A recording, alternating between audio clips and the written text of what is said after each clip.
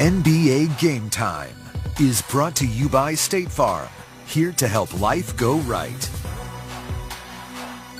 I think we got to continue to defend. You know, we both know what both teams are capable of offensively, but we just got to defend and compete and play hard. Obviously, we respect them, just like we respected Utah, respected Minnesota. But we just got to go hoop.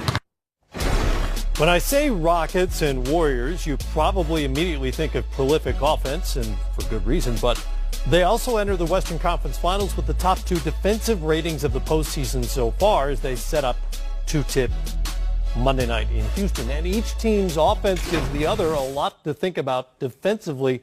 Greg, let's start with how Houston can deal with Steph Curry and Klay Thompson on all those catch-and-shoot attempts their offense generates. Yeah, and it's going to be a tremendous challenge. The hardest thing to do is to guard movement and spacing, because you're not just guarding the guy moving, you're guarding the guy making the passes, setting the screens. And if you watch here, Ian Clark just falls asleep. I mean, that is, if you're getting 10 of those a game, nobody's going to beat them. They've got to figure out a way to run them off that three-point line. And that constant motion, you look at them, they're doing a little wheel action here. They just don't stop moving. And this group has the highest collective basketball IQ in the league. They just do a terrific job. They run to those three-point lines. They all know who they want taking those three-point shots.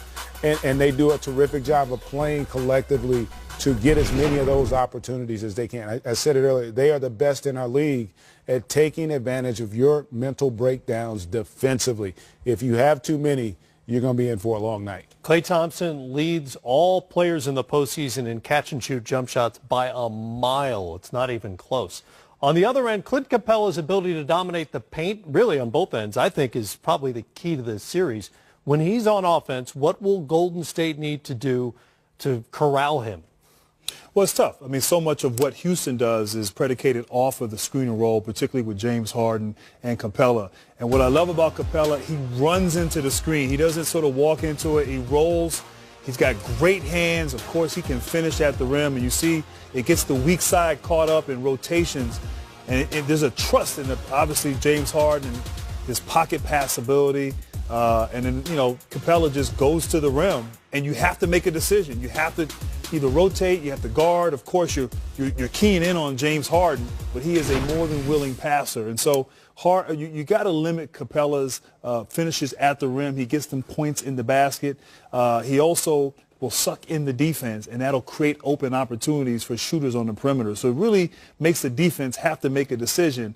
And it hurts a little. It doesn't help that you're guarding James Harden, who has the ball, who really you want to get two guys on him, but he has the ability to find the open players. And really a lot of that comes off of Capella and how hard he cuts, great hands, and his ability to finish. Of course, the Warriors' defense, a lot of it is predicated on their ability to switch everything, their flexibility. If they can play a smaller player and get away with it on Capella and pull him out to the three-point line on the other end, how does that change the series? Well, I don't know if that's possible, but I don't know if it is either. In terms of a smaller player guarding him, now you might be able to outdo what he does by spacing it, but it's going to be a challenge too, because to Grant's point, remember, a lot of those rim runs are because of the three-point shooting, right? So because you're two steps further away from the rim in rotation, you're not going to get there. And this is where I think Harden and also Paul, sometimes we forget, they are great passers.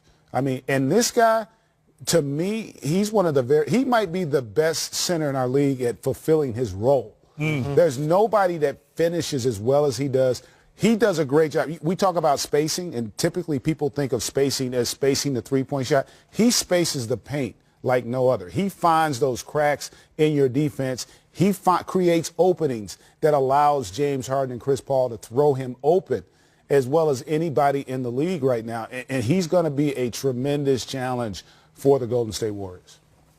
All right, more to come here. Remember, we're really only halfway through the playoffs. 2 more rounds ahead to go, including the NBA Finals. When we come back, some of the best from round 2.